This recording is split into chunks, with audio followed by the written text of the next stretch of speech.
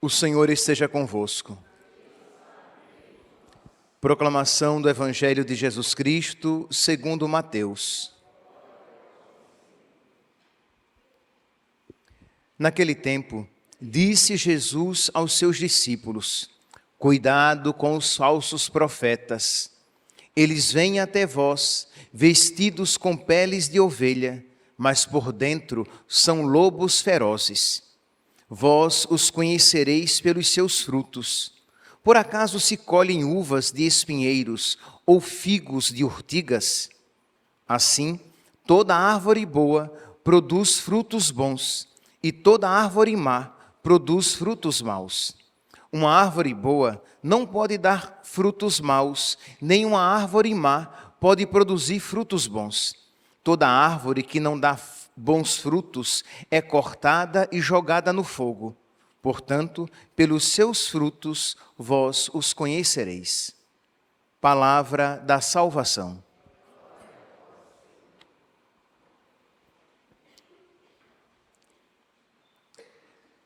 Caríssimos irmãos e irmãs, o Evangelho de hoje é uma continuação imediata do Evangelho de ontem.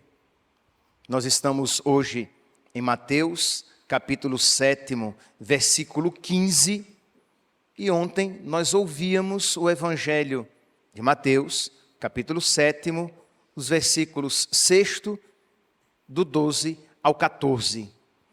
Começamos hoje com o versículo 15, então estamos numa continuação. E ontem nós ouvíamos Nosso Senhor dizendo: entrai pela porta estreita, porque larga é a porta e espaçoso é o caminho que leva à perdição, e muitos são os que entram por ele. Então, nós refletíamos ontem que esta palavra de Nosso Senhor é uma palavra não muito simpática, porque Ele está deixando claro que a salvação se alcança com um certo esforço. Ou melhor, o certo aqui não está bem aplicado. A salvação se alcança com esforço. Esforçai-vos por passar pela porta estreita, porque muitos vão tentar e não vão conseguir, vai dizer Jesus agora em Lucas, no capítulo 12, no capítulo 13, versículo 24. Ou noutra passagem em que nós iremos ouvir que o reino dos céus é dos violentos. Então nós percebemos que isso requer um esforço, uma luta contra o homem velho e a mulher velha que existem em nós, marcados pelo pecado original. Mas o que é que diz o mundo? O mundo vai dizer que a salvação está garantida, de que você precisa se esforçar muito para perdê-la, porque Deus é amor e misericórdia, e ninguém vai ser condenado para o inferno. Então é isso o que o mundo apresenta. Diante desta palavra, que nós não vamos negar, é uma palavra firme de Nosso Senhor. Então, diante disso, Nosso Senhor, imediatamente depois, Ele vai dizer: cuidado com os falsos profetas.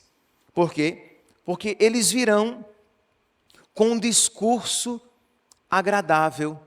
Eles serão aparentemente mais simpáticos. Virão até mesmo tendo nos lábios um discurso cheio de misericórdia, de uma pseudo-misericórdia, de uma falsa misericórdia, porque por dentro eles são lobos ferozes. Eles vêm até vós vestidos com peles de ovelha, mas por dentro são lobos ferozes. Então aqui nós precisamos ter alguns critérios, e eu não pretendo, nesta rápida reflexão, eu não pretendo esgotar os critérios dos falsos profetas, mas nós podemos pegar alguns. Isto é, o falso profeta, em nome da estética, daquilo que vai parecer bonito para o mundo, ele subverte, ele modifica até os mandamentos de Deus. Então, vocês não vão encontrar nos lábios de um falso profeta uma clareza segundo o nosso Senhor. Então, os mandamentos são modificados. Aquilo que é caro, que é distintivo em Jesus Cristo e na sua mensagem, nunca será apresentado. Por quê? Porque ele está mais preocupado em ganhar, digamos, a quantidade, ganhar seguidores para a sua seita, para o seu pensamento, do que ser fiel a nosso Senhor, pagando até mesmo com o seu próprio sangue. São esses falsos profetas que eles não pregam, e infelizmente, meus santos, aqui eu estou falando de falsos profetas, e é este o sentido do Evangelho. Eu não estou falando de pregadores de outras religiões. Falso profeta é aquele que parece ser um profeta de Deus, assim como acontecia em Israel, pode e acontece na Igreja de Cristo. Então eu não estou falando de pregadores de outras religiões, eu não estou falando de pregadores de outras comunidades cristãs, de outras. Comunidade cristã é uma terminologia para falar dos protestantes. Eu não estou falando dos protestantes, eu estou falando a nosso respeito, sobre nós, isto é, sobre nós católicos, isto é, de nós estarmos atentos se não existe um falso profetismo entre nós. Lembrando que a voz da nossa consciência também é profeta para nós, né? Ela fala para nós, ela, de alguma maneira, ela nos catequiza. Então, cuidado também com aquilo que nós dizemos a nós mesmos em nome de Deus, para saber se isso nós estamos falando segundo Deus. Mas mas apliquemos aqui primeiramente àqueles que pregam para fora, que pregam para os outros. Então, um falso profeta, ele subverte os mandamentos de Deus. Um falso profeta, ele não prega, ele não promove um rompimento com o mundo e com o pecado. Por quê? Não precisa de tudo isso. Para que tudo isso? Afinal de contas, Deus é amor, Deus é misericórdia, Deus compreende você e Deus ama você como você é. Então, você percebe? A pessoa pega frases verdadeiras e as coloca num contexto mau, perverso, para justificar o pecado, para justificar a maldade. E, infelizmente, nós iremos encontrar muitos desses exemplos entre nós. Cuidado com os falsos profetas. Eles são aparentemente simpáticos, eles são agradáveis, mas por dentro eles são lobos ferozes. Por quê? Porque eles não são pastores segundo o coração de Cristo. É claro, nós poderemos também encontrar aqui, eu dei exemplos de um lado, de um extremo, nós poderíamos também aqui pegar aqueles que em nome de Deus, eles pregam o ódio, a divisão, a morte. Então, nós poderíamos também ver que não são profetas verdadeiros de Deus, de nosso Senhor. Mas diante disso você pode se perguntar, mas padre, mas como eu vou saber então quais são aqueles verdadeiros profetas? Nosso Senhor diz, Ele diz, vós os conhecereis pelos seus frutos. Frutos aqui, meus irmãos, não são primeiramente nem principalmente os frutos de uma igreja cheia, de muitos seguidores, de obras sociais feitas por eles. Por quê? Porque, infelizmente, nós iremos encontrar muitos desses frutos promovidos por falsos profetas, por pessoas que não pregam a verdade segundo Cristo. Fruto aqui no Evangelho é o fruto da santidade, é o fruto da caridade, é o fruto da vida interior. Isto é, se existe santidade verdadeira. Ora, como é que uma pessoa pode pregar a verdade e a santidade e você olha para a vida dela e não vê mínimos sinais de busca de santidade, de viver a caridade? Não pode ser verdadeiro. É conhecido o exemplo dado por São Felipe Neri. São Felipe Neri foi mandado pelo Papa averiguar uma certa mística, profetisa, visionária, uma freira, que era tida como uma profetisa, uma mística, que ela tinha visões, ela tinha revelações. E São Felipe Neri, então, foi lá para averiguar se aquela mulher, se aquela freira, era mesmo de verdade uma mulher de Deus, se aquilo que ela trazia e fazia era de Deus. E ele então, depois de uma longa viagem até com ela se encontrar, chegando ao convento onde ela estava, ele chegou com as botas sujas e ele disse: irmã, eu estou com as botas sujas, por favor, limpe-as. E ela olha para ele com a cara assim de: quem é você para me pedir isso? Porque ela era nobre, né? Ela olha para ele com um certo desprezo e disse: me desculpe, eu não estou acostumada com este tipo de serviço. E ele não teve dúvidas. Ele calçou as suas botas sujas e voltou para Roma. Disse: ela não é santa. Ela não é de Deus. Por quê? Porque percebeu que um dos sinais da santidade, que poderia estar ali, que seria apenas um pequeno sinal, não era um grande sinal de santidade se ela limpasse as botas de São Felipe Neri. Seria um pequeno sinal. Mas nem aquele pequeno sinal nela estava presente. Ele se levantou e foi embora, porque pelos seus frutos vós os conhecereis. Meus irmãos, são estes então os sinais que nós precisamos encontrar. São esses os critérios que nós precisamos aplicar. Por exemplo, há aparições.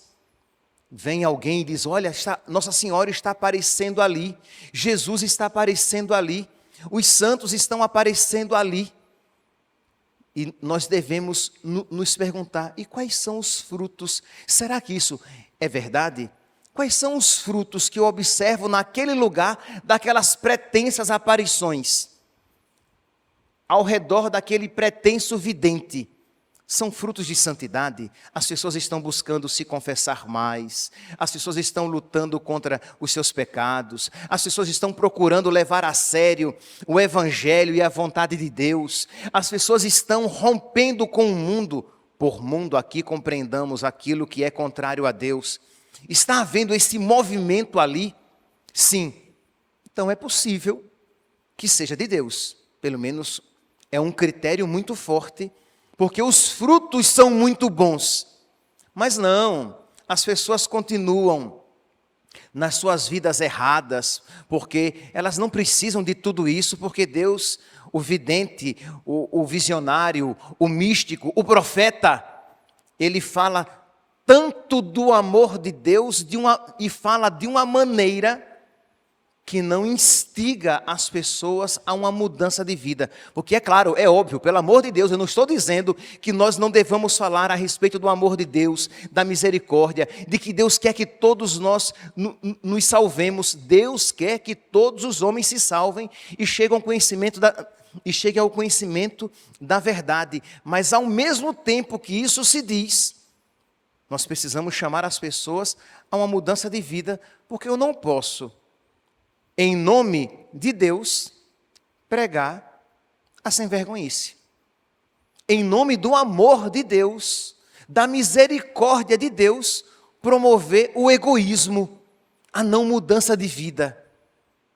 Então, precisamos estar atentos para esses sinais, que eles são sinais eloquentes de que os frutos bons denotam, indicam que a árvore é boa, de que aquilo vem de Deus, de que é um movimento do Espírito ali presente. E é claro que se isso vale para o profeta, para nós sabermos se ele é um profeta de Deus ou se é um profeta do diabo, se aquele seu discurso de verdade vem de Deus ou vem do diabo, isso é válido para ele, mas é válido também para nós. Lembra que eu falei no início da homilia que a nossa consciência é também uma profetisa. Ela fala para nós. De alguma maneira ela prega para nós. E a pergunta é, aquilo que a nossa consciência nos fala, está nos levando a uma mudança de vida, a uma vida interior verdadeira, a uma configuração com Cristo, a uma luta contra os nossos desregramentos e os nossos pecados? Ou a nossa consciência diz, não, Deus ele compreende a sua história, Deus compreende tudo aquilo pelo qual você passou, e aí você vai se afagando a si mesmo, vai se afagando a si mesma, e não vai mudando de vida, e não vai tendo uma vida de verdadeira santidade, não vai sendo guiado e movido por caridade, não vai buscando um rompimento com tudo aquilo que desagrada nosso Senhor, de modo que, se isso estiver acontecendo, você deve se perguntar, essa voz que tem falado dentro de mim, é de verdade a voz da minha consciência, a voz de Deus em mim? Ou é a voz do diabo que quer justificar os meus pecados, o meu egoísmo, a minha sem-vergonhice, a minha preguiça em mudar de vida? Cuidado com os falsos profetas, porque eles normalmente são muito agradáveis. Cuidado com os falsos profetas, porque eles normalmente são muito gentis. Eles vêm revestidos com pele de ovelha, mas na verdade são lobos ferozes que vêm para matar, roubar e destruir. Peçamos, meus irmãos, peçamos a Deus então que Ele nos dê primeiramente este critério espiritual para nós. Vamos aqui fechar essa homilia.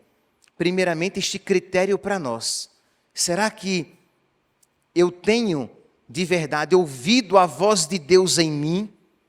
Ou eu tenho ouvido a voz do mundo, a voz do diabo, a voz dos meus pecados? Isto é, eu tenho progredido na caridade, eu tenho lutado contra os desregramentos em mim? Porque entenda, todos nós devemos, e é algo verdadeiro, Deus me ama, Deus quer a minha salvação, Deus é misericórdia, não é que Deus é muito misericordioso, Deus é misericórdia. Então, Deus não me abandonará nunca. Só que quando essas verdades, elas são utilizadas para justificar a minha não mudança de vida, isso tem sido utilizado erroneamente, maleficamente pelo diabo para fomentar o seu pecado, a sua não mudança de vida, o seu egoísmo. Mas se você, quando você contempla a bondade de Deus, a misericórdia de Deus, o amor de Deus, você diz, eu quero ser bom também. Eu quero amar, eu quero ser movido por caridade, eu não quero ser movido pelos meus impulsos maus. Eu não quero, porque digo que Deus é misericórdia, eu não quero ser um sem vergonha, não, eu quero ser santo. Porque a palavra de Deus diz, sede santos como o vosso Pai do céu é santo, sede perfeitos como o vosso Pai do céu é perfeito. Então eu quero ser santo. Esse é o critério interior. O critério exterior para você identificar se aquela é um falso profeta, é uma falsa profetisa, se ele é de Deus, se ela não é de Deus, se ela é de Deus ou não, é o quê? Aquele seu discurso, aquele seu ensinamento, está de acordo com o ensinamento da igreja? Primeiro. Segundo, aquele seu discurso, aquele seu ensinamento, está promovendo a santidade, a mudança de vida, a conversão, o rompimento com o mundo, o crescimento na vida interior, o crescimento na caridade? Sim. Então aquilo provavelmente é de Deus. Aquele profeta, aquela profetisa, provavelmente são de Deus. É um critério, mas um critério muito eloquente para nós identificarmos a ação de Deus em nós e a ação de Deus fora de nós. Louvado seja nosso Senhor Jesus Cristo, para sempre louvado.